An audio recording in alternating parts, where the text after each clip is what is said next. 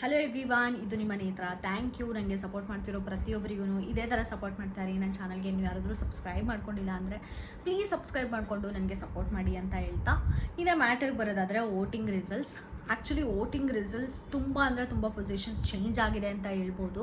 ಯಾಕಂದರೆ ನಿನ್ನೆ ಶಿಶಿರ್ ಅವರು ಮಾತಾಡಿದ್ದ ರೀತಿ ತುಂಬಾ ಚೆನ್ನಾಗಿತ್ತು. ಯಾಕಂದರೆ ಒಂದು ಟಾಸ್ಕ್ ಕೊಡ್ತಾರೆ ಬಿಗ್ ಬಾಸ್ ಅವರು ಸ್ವರ್ಗವಾಸಿಗಳಿಗೆ.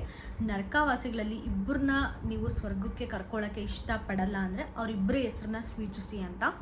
ಆಗ ಶಿಶಿರ್ ಹೆಸರನ್ನ ತೊಗೊಂಡಾಗ ಜಗದೀಶ್ ಸರು ಶಿಶಿರ್ ಅವ್ರು ಹೇಳ್ತಾರೆ, ನಾನು ಆ್ಯಕ್ಟಿವ್ ಆಗಿದ್ದೀನಿ, ನಾನು ಆ್ಯಕ್ಟಿವ್ ಆಗಿ ಪಾರ್ಟಿಸಿಪೇಟ್ ಮಾಡ್ತಾ ಇದ್ದೀನಿ, ಬಟ್ ನನ್ನ ಅಥವಾ ಹೆಣ್ಮಕ್ಳ ಸ್ವರ್ಗಕ್ಕೆ ಬರೋದು ಅಂತ ಕನ್ಸಿಡರ್ ಮಾಡ್ಕೊಂಡ್ರೆ ದಯವಿಟ್ಟು ಹೆಣ್ಮಕ್ಳನ್ನ ಕರ್ಕೊಬೇಡ್ರಪ್ಪ ಈ ನರ್ಕದಿಂದ ಅಂತ ಹೇಳ್ತಾರೆ. ಸೀರಿಯಸ್ಲಿ ಸೋ ಗುಡ್ ಅಂತ ಅನ್ನಿಸ್ತು ನನಗೆ. ಯಾಕಂದರೆ ಆ ಥರ ಸೆನ್ಸಿಬಲ್ ಪಾಯಿಂಟ್ಸೇ ಅವ್ರು ಯಾವ ಥರ ಮೂವ್ ಮಾಡ್ತಾರೆ ಅನ್ನೋದೇ ಬಿಗ್ ಬಾಸಲ್ಲಿ ತುಂಬ ಮ್ಯಾಟರ್ ಆಗೋದು.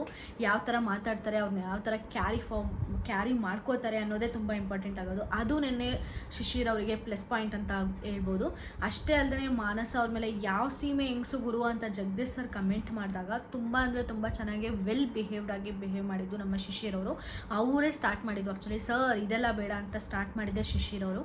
ತುಂಬ ಅಂದರೆ ತುಂಬ ಚೆನ್ನಾಗೇ ಆಡ್ತಾ ಇದ್ದಾರೆ. ಒಂದು ಮನುಷ್ಯತ್ವನ ಕೂಡ ಆತ ಕ್ಯಾರಿ ಫಾರ್ವರ್ಡ್ ಮಾಡ್ತಾ ಇದ್ದಾರೆ ಅಂತ ನನಗನ್ಸುತ್ತೆ. ಅವ್ರ ವೋಟಿಂಗ್ ರಿಸಲ್ಟ್ಸಲ್ಲಿ ಮಾತ್ರ ನನಗೆ ತುಂಬ ಅಂದರೆ ತುಂಬ ಚೇಂಜಸ್ ಕಾಣಿಸ್ತಾ ಇರೋದು. ಇವಾಗ ಎಲ್ಲ ಪೋಲ್ಸ್ ಎಲ್ಲ ಹಾಕಿರ್ತಾರೆ ಯೂಟ್ಯೂಬಲ್ಲಿ ಮತ್ತು ಕ್ರೋಮಲ್ಲೆಲ್ಲ ಬಿಟ್ಟಿರ್ತಾರೆ, ನೀವು ಹೋಗಿ ನೋಡ್ಬೋದು. ಶಿಶಿರ್ ಅವ್ರ ಪರ್ಸೆಂಟೇಜ್ ತುಂಬ ಅಂದರೆ ತುಂಬ ಇನ್ಕ್ರೀಸ್ ಆಗಿದೆ ನಿನ್ನೆಗೆ ಕಂಪೇರ್ ಮಾಡಿದ್ರೆ.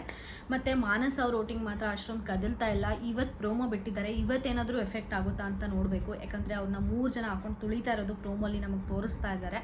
ಸೊ ಮಾನಸ್ ಅವರು ಇಂದ ನಾವು ನಿಜವಾಗ್ಲೂ ತುಂಬ ಕಂಟೆಂಟ್ ಎಕ್ಸ್ಪೆಕ್ಟ್ ಮಾಡ್ಬೋದು. ನೋಡಬೇಕು ಅವ್ರು ಸೇವ್ ಆಗ್ತಾರಾ ಇಲ್ವಾ. ಈ ವಾರ ಫಸ್ಟ್ ಆಫ್ ಆಲ್ ಎಲಿಮಿನೇಷನ್ ಇರುತ್ತಾ ಇಲ್ವಾ ಅನ್ನೋದೇ ನನಗೆ ಹೆವಿ ಡೌಟ್ ಇದೆ.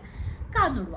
ಇನ್ನು ಡೈರೆಕ್ಟಾಗಿ ಯಾರ್ಯಾರು ಯಾವ್ಯಾವ ಸ್ಥಾನದಲ್ಲಿ ಇದ್ದಾರೆ ಅಂತ ಡಿಸ್ಕಸ್ ಮಾಡೋಕ್ಕೆ ಹೋದರೆ, ಫಸ್ಟ್ ಪೊಸಿಷನಲ್ಲಿ ಮಾತ್ರ ಭವ್ಯ ಅವರು ಕಾನ್ಸ್ಟೆಂಟಾಗೆ ಮೇಂಟೈನ್ ಮಾಡ್ಕೊಂಡು ಹೋಗ್ತಾ ಇದ್ದಾರೆ. ಅರೌಂಡ್ 28% ಪ್ರತಿಯೊಂದು ಸೈಟಲ್ಲೂ ಅಬೌಟ್ 25% ಭವ್ಯ ಗೌಡ ಅವರಿಗೆ ವೋಟಿಂಗ್ ಇದೆ.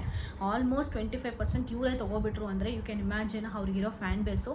ಅಷ್ಟೇ ಅಲ್ಲದೆ ಬಾಯ್ಸ್ಗೆ ಟಕ್ಕರ್ ಕೊಟ್ಕೊಂಡು ಟಾಸ್ಕ್ ಆಡ್ತಾ ಇದ್ದಾರೆ ಭವ್ಯ ಗೌಡ ಅವರು. ತುಂಬ ಅಂದರೆ ತುಂಬ ಚೆನ್ನಾಗಿ ಇಲ್ಲಿವರೆಗೂ ಅವ್ರ ಪಾರ್ಟಿಸಿಪೇಷನ್ ಮಾತ್ರ ಪ್ರತಿಯೊಂದು ಟಾಸ್ಕಲ್ಲಾಗಿರ್ಬೋದು, ಮನೇಲಾಗಿರ್ಬೋದು, ರೂಲ್ಸ್ ಆ್ಯಂಡ್ ರೆಗ್ಯುಲೇಷನ್ಸ್ ಫಾಲೋ ಮಾಡೋಲ್ಲಾಗಿರ್ಬೋದು, ಯಾವುದಾದ್ರೂ ಒಂದು ಮಾತಾಡಬೇಕಾದ್ರೆ ಅವ್ರು ಮಾತಾಡೋ ರೀತಿ ಆಗಿರ್ಬೋದು, ಪ್ರತಿಯೊಂದು ತುಂಬ ಚೆನ್ನಾಗಿದೆ. ಇವ್ರು ಇದೇ ಥರ ಆಡ್ಕೊಂಡು ಹೋದರೆ ಪಕ್ಕಾ ಟಾಪ್ 5 ಕಂಟೆಸ್ಟೆಂಟ್ಸ್ ಭವ್ಯ ಗೌಡ ಅಂತಲೇ ಹೇಳ್ಬೋದು.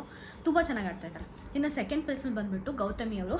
ನಿನ್ನೆನೂ ಗೌತಮಿ ಅವರೇ ಇದ್ದರು, ಬಟ್ ಇವತ್ತು ಗೌತಮಿ ಅವರು ಇದ್ದಾರೆ. ಬಟ್ ವೋಟಿಂಗ್ ತುಂಬಾ ಕಡಿಮೆ ಆಗಿದೆ. ಮೇ ಬಿ ಬಿಕಾಸ್ ಅದರ್ ಕಂಟೆಸ್ಟೆಂಟ್ಸ್ಗೆ ವೋಟಿಂಗ್ ಜಾಸ್ತಿ ಆಗಿರೋದ್ರಿಂದ ಸ್ವಲ್ಪ ಕಡಿಮೆ ಆಗಿದೆಯೇನೋ ಗೊತ್ತಿಲ್ಲ. ಸೊ ಗೌತಮಿ ಅವರು ತುಂಬ ಸಾಫ್ಟಾಗಿ ಆಡ್ತಾ ಇದ್ದಾರೆ, ತುಂಬ ಸೇಫ್ ಪ್ಲೇಸಲ್ಲಿದ್ದಾರೆ ಅಂತ ಅನಿಸುತ್ತೆ. ಮೋಸ್ಟ್ಲಿ ಗೌತಮಿ ಅವರು ಇನ್ನೂ ಸ್ವಲ್ಪ ಟಫಾಗಿ ಆಡಿದ್ರೆ ಇವ್ರಿಗೆ ಇನ್ನೂ ಸ್ಕೋಪ್ ಇರೋ ಚಾನ್ಸಸ್ ಜಾಸ್ತಿ ಇರುತ್ತೆ ಅಂತ ನನಗೆ ಅನಿಸುತ್ತೆ. ಇನ್ನು ಥರ್ಡ್ ಪ್ಲೇಸಲ್ಲಿ ಶಿಶಿರ್ ಅವರಿದ್ದಾರೆ. ಆ್ಯಕ್ಚುಲಿ ಇದನ್ನು ತುಂಬ ಅಂದರೆ ತುಂಬ ಶಾಕಿಂಗ್ ಆಯಿತು. ಯಾಕಂದರೆ ನಮ್ಮ ಮಾಮ ಜಗದೀಶ್ ಮಾಮನ ಬೀಟ್ ಮಾಡಿ, ಯಾಕಂದರೆ ಶಿಶಿರು ಲಾಸ್ಟ್ ಬಾಟಮ್ 2 ಇದ್ದಿದ್ದು ಆ್ಯಕ್ಚುಲಿ ಶಿಶಿರು. ಈಗ ನೋಡಿದ್ರೆ ಥರ್ಡ್ ಪೊಸಿಷನಲ್ಲಿ ಬಂದಿದ್ದಾರೆ. ಇವತ್ತು ಅವ್ರಿಗೆ ಏನಾದರೂ ಒಂದು ಒಳ್ಳೆ ಎಪಿಸೋಡ್ ಬಿತ್ತು ಅಂದರೆ ಮಾತ್ರ ತುಂಬ ಅಂದರೆ ತುಂಬ ಸ್ಕೋಪ್ ಇನ್ಕ್ರೀಸ್ ಆಗೋದ್ರಲ್ಲಿ ಡೌಟೇ ಇಲ್ಲ. ಶಿಶಿರ್ ಅವ್ರು ಅಷ್ಟು ಅಂದರೆ ಅವ್ರು ಮಾತಾಡೋ ರೀತಿಲಿ ನಿನ್ನೆ ಅವರು ಮಾತಾಡಿದ್ರಲ್ಲ ಅದರಿಂದನೇ ವಿನ್ ಆಗಿದ್ದಾರೆ ಅಂತ ಹೇಳ್ಬೋದು. ಸೊ ನೋಡಬೇಕು ಶಿಶಿರ್ ಅವ್ರಿಗೆ ಇನ್ನೂ ಜಾಸ್ತಿ ಬರುತ್ತಾ ಓಟು ಟಾಸ್ಕು ಅಂತ. ಯಾಕಂದರೆ ಬಾಯ್ಸ್ಗೆ ಅಷ್ಟೊಂದು ಆಪರ್ಚುನಿಟಿ ಸಿಗ್ತಾ ಇಲ್ಲ, ಇನ್ನೂ ಯಾವುದೂ ಟಾಸ್ಕ್ ಸಿಗ್ತಾ ಇಲ್ಲ, ಇನ್ನೂ ಏನೂ ಆಪರ್ಚುನಿಟಿ ಸಿಗ್ತಾ ಇಲ್ಲ. ಭವ್ಯ ಗೌಡವ್ರು ಮಾತ್ರ ಗ್ರ್ಯಾಬ್ ಮಾಡ್ತಾ ಇದ್ದಾರೆ ಆಪರ್ಚುನಿಟಿನ ಅಂತ ಹೇಳ್ಬೋದು. ಸೊ ಅದಕ್ಕೋಸ್ಕರ ಮೇ ಬಿ ಈಗ ಥರ್ಡ್ ಪ್ಲೇಸಲ್ಲಿ ಶಿಶಿರ್ ಅವರು ಇದ್ದಾರೆ. ಇನ್ನು ಫೋರ್ತ್ ಪ್ಲೇಸಲ್ಲಿ ಬಂದುಬಿಟ್ಟು ನಮ್ಮ ಜಗ್ಗು ಮಾಮನೇ. ಜಗ್ಗು ಮಾಮ ಕೂಡ ನಿನ್ನೆ ಕಂಪೇರ್ ಮಾಡಿದ್ರೆ ಇವತ್ತು ಸಿಕ್ಕಾಪಟ್ಟೆ ಓಟ್ ಕಡಿಮೆ ಆಗಿದೆ ಅಂತಲೇ ಹೇಳ್ಬೋದು. ಅರೌಂಡ್ 8 to 9% ಬೀಳ್ತಾ ಇರೋದು ಜಗ್ಗು ಮಾಮನಿಗೆ ಯಾವ ಸೈಟಲ್ಲಿ ಹೋಗಿ ನೋಡಿದ್ರು ಕೂಡ.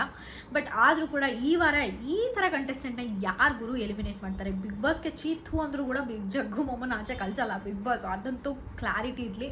ಜಗ್ಗು ಮಾಮ ಇನ್ನೂ ಒಂದು 6-7 ವಾರ ಅಂತೂ ಎಲಿಮಿನೇಟ್ ಆಗಲ್ಲ.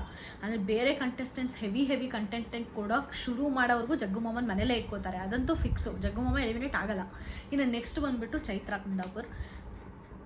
ಕುಂದಾಪುರ್ ಅವ್ರಿಗೂ ಕೂಡ ಆಚೆ ಕಡೆ ಅಷ್ಟೇ ಫ್ಯಾನ್ ಫಾಲೋಯಿಂಗ್ ಇದೆ. ಅಷ್ಟೇ ಅಲ್ಲದೆ ಅವ್ರ ಮನೆಯಲ್ಲಿ ಪಾರ್ಟಿಸಿಪೇಷನ್ ಕೂಡ ತುಂಬ ಚೆನ್ನಾಗಿದೆ. ಅವ್ರು ವಾದ ಮಾಡ್ಕೊಳ್ಳೋ ರೀತಿ, ಅವ್ರು ತಪ್ಪಾಗಿ ವಾದ ಮಾಡ್ತಿದ್ರು ಕೂಡ ಅವ್ರು ತಪ್ಪಲ್ಲ ಅನ್ನೋ ಥರ ಪೋಟ್ರೇ ಮಾಡ್ತಾರಲ್ಲ, ಅದೇ ಅವ್ರಿಗೆ ಪ್ಲಸ್ ಪಾಯಿಂಟ್ ಆಗುತ್ತೆ. ನಮಗೂ ಕೂಡ ಒಂದೊಂದ್ಸಲ ಅನಿಸ್ಬಿಡುತ್ತೆ ಆ ಪಾಯಿಂಟ್ ಕರೆಕ್ಟ್ ಇರ್ಬೋದಾ ಗುರು ಅಂತ. ಅಷ್ಟು ಚೆಂದ ವಾದ ಮಾಡ್ಕೋತಾರೆ ಚೈತ್ರ ಕುಂದಾಪುರ ಅವರು. ಸೊ ಈಗ ಸದ್ಯಕ್ಕೆ ಚೈತ್ರ ಕುಂದಾಪುರ ಅವರು 5th ಪೊಸಿಷನಲ್ಲಿದ್ದಾರೆ. ಇನ್ನು 6th ಪೊಸಿಷನಲ್ಲಿ ಬಂದುಬಿಟ್ಟು ಮೋಕ್ಷಿತಾ ಪೈ ಅವರಿದ್ದಾರೆ. ಹೌದು, ಆ್ಯಕ್ಚುಲಿ ಮೋಕ್ಷಿತಾ ಪೈ ಅವ್ರಿಗೆ ನಿನ್ನೆ ತುಂಬ ಸಿಕ್ಕಾಪಟ್ಟೆ ಕಡಿಮೆ ಓಟ್ ಆಗ್ಬಿಟ್ಟಿತ್ತು. ಯಾಕಂದರೆ ಬಾಟಮ್ 3 ನಿನ್ನೆ ಮೋಕ್ಷಿತಾ ಪೈ ಅವರು ಇದ್ದಿತ್ತು.